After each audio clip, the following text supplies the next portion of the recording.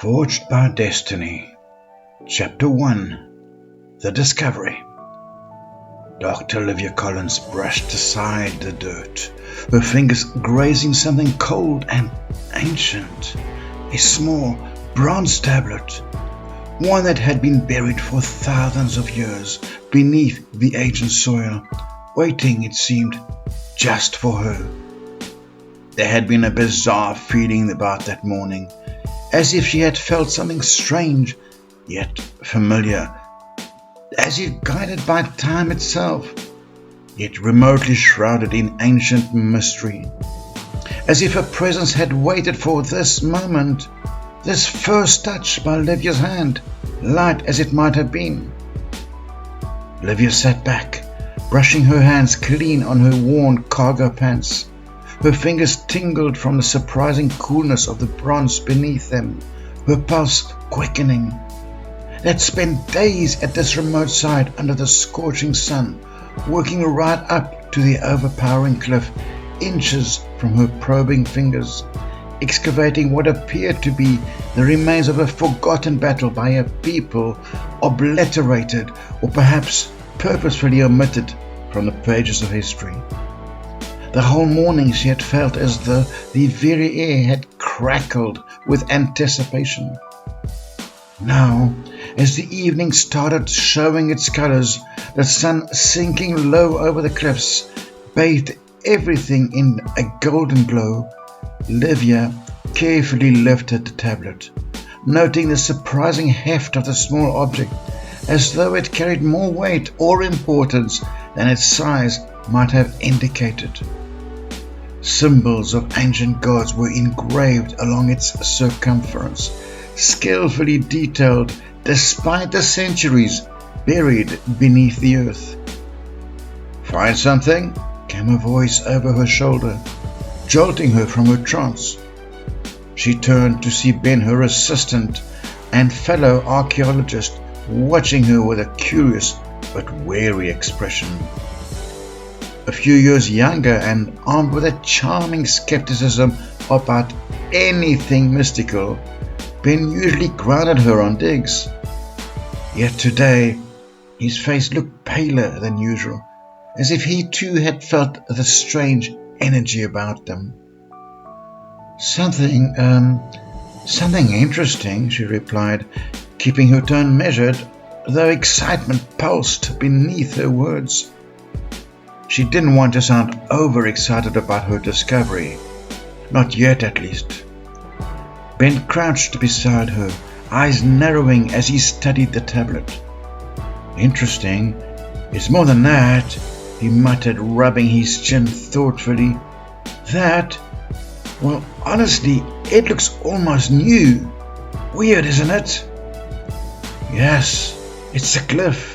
The cliff has protected this artifact from the weather and the elements. The slight overhang above here and this tiny indentation in the cliff face." Looking at the tiny niche seemingly hewn out of the rock face in front of her, she had an overwhelming sensation of the presence that had followed her all day, standing right there, above the place where Livia had unearthed the tablet. Then, tracing her thumb around the intricate carvings, "It feels familiar somehow, like it was meant to be found." Her words sounded silly, even to herself, but she couldn't shake the sense that this discovery was personal, unique. Ben gave her a sidelong glance, his brow furrowed. "Be careful with that. You know how they say that artifacts like that can be, let's say, unpredictable. You sure you want to handle it? What if it's cursed?" And he tried to sound casual, but his voice held a hint of genuine concern. Livia laughed, but unease stirred beneath her amusement. "You're spending too much time in mythology class," she teased. But when she looked down at the tablet again, a strange warmth emanated from it, filling her hand with a soft pulse, almost like a heartbeat. "I'm serious, Livia," Ben pressed, his tone sharpening. "We don't know what's out here. This place, There's been a battle here. We've already discovered that. But there's something else here. Something about this place feels overshadowing.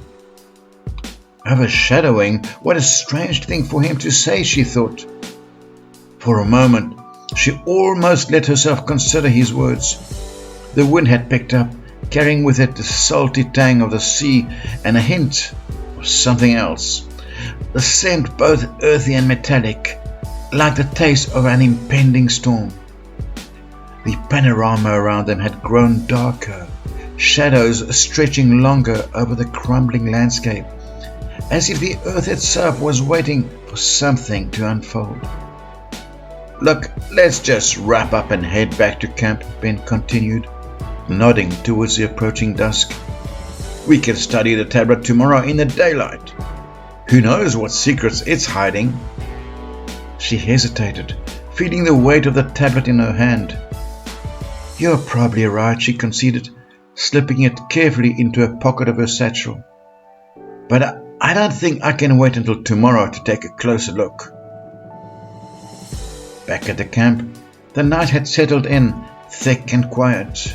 Only the sounds of beetles and the distant roar of the waves broke the stillness. Livia's tent, dimly lit by a single lantern, felt small and strangely isolated, a cocoon away from the world. Sitting down on her cot, she retrieved the tablet, turning it over and over in her hands. The carvings shimmered in the soft glow of her lantern, the symbols seeming to shift under her gaze. Each symbol represented a different god, and as she traced their outlines, she felt as if she were unlocking something ancient and primal. A faint buzzing sensation stirred in her fingers, creeping up her wrist. She blinked, surprised, but curiosity drove her forward. She began rubbing her finger over a specific carving, a small owl, the emblem of Athena, goddess of wisdom. The air grew warmer, pressing close around her, thick and stifling. A low hum filled the tent, faint at first, then rising in pitch until it felt like the air itself vibrated. Her vision blurred as a dull light pulsed from the tablet, casting strange shadows along the walls of her tent. Suddenly, the ground felt as if it was slipping away beneath her, the world around her darkening. She clutched the tablet, a sense of weightlessness overtaking her as the surroundings dissolved into darkness. She barely registered the sounds of the waves, her breaths quick and shallow as she tried to grasp reality. Then, with a jarring jolt, her senses flooded back, sharper and more intense than ever. When her vision cleared, she found herself kneeling in the middle of a desolate, smoky landscape. The faint odor of burning wood and sweat filled the air, mixed with the metallic tang of blood. Panic surged as she looked around, registering the shapes of men in bronze armor moving in organized lines, torches flickering against the darkening sky. The clashing of metal and urgent shouts filled her ears, all in a language she understood only dimly, ancient Greek. A soldier caught sight of her and barked something to his companions. Their gazes fell upon her strange attire, eyes narrowing with suspicion and hostility. She tried to stand, but her legs wobbled, her body still adjusting to this abrupt shift in time and place. "Who are you?" one of the soldiers demanded, his spear towards her, a clear threat gleaming in his eyes. Livia's throat went dry, her mind scrambling for words, for anything that might explain her presence here. I am a traveler," she stammered, her voice weak but steady, "from a distant land." The soldiers muttered something to his companions, who exchanged dark looks. Another stepped forward, his face half hidden in the shadow of his helmet. He motioned to the others, who grabbed her roughly by the arms, the cold metal of their gauntlets biting into her skin. "No, wait," she cried, but her protest went unanswered. They dragged her across the camp, past rows of grim-faced soldiers and burning braziers that cast eerie shadows across the ground. Her heart thundered with fear, the reality of her situation sinking in as they pulled her towards the largest tent at the center of the camp. Inside, the tent was dimly lit by a single brazier, the flickering flames casting elongated shadows on the thick canvas walls. The guard's rough hands released her shoulders, and she stumbled forward, barely managing to keep her footing. Her knees wobbled as she stood alone in the middle of the dimly lit tent, the low light casting long shadows over the thick canvas walls. The warmth of the small brazier doing little to ease the chill that had settled deep in her bones. In front of her, a man stood, tall and silent, his presence as commanding as the dark bronze armor he wore, engraved with intricate designs. A crimson cloak hung over his shoulders, the fabric rich and well-worn, a mark of his rank. He was watching her with a hard gaze, his dark eyes assessing every detail of her, the cut of her clothing, the strange items hanging from her belt, her disheveled hair. For a long, tense moment he said nothing, and the silence stretched unbearably between them. Livia swallowed, forcing herself to hold his gaze.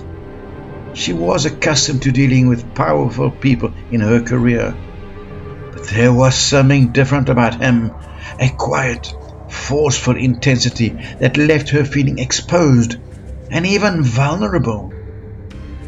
Finally he spoke, his voice deep and unyielding.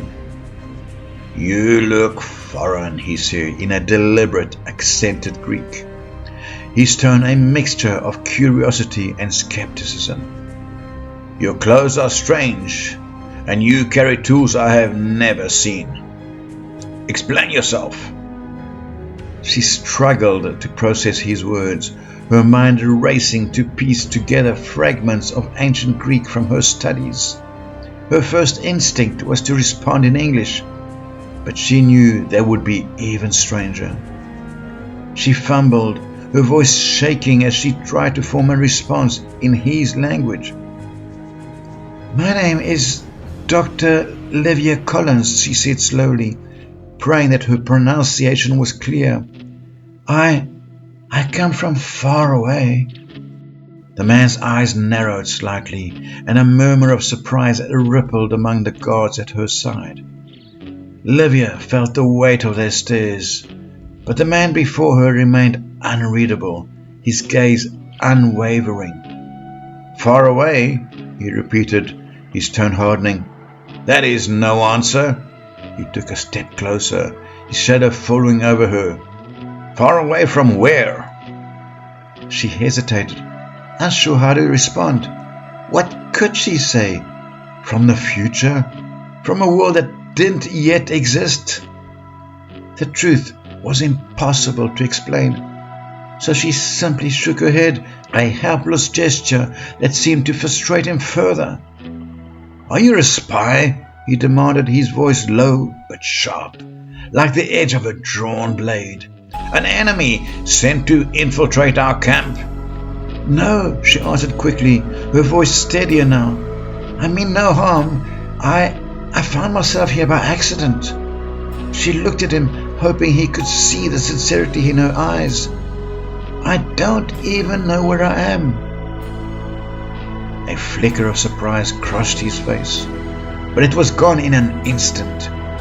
He turned to one of his guards, a man with a stern expression who wore a slightly different style of armor, likely a lieutenant. They exchanged a brief, wordless look before he gestured for the guards to step back. The man regarded her again, his gaze searching.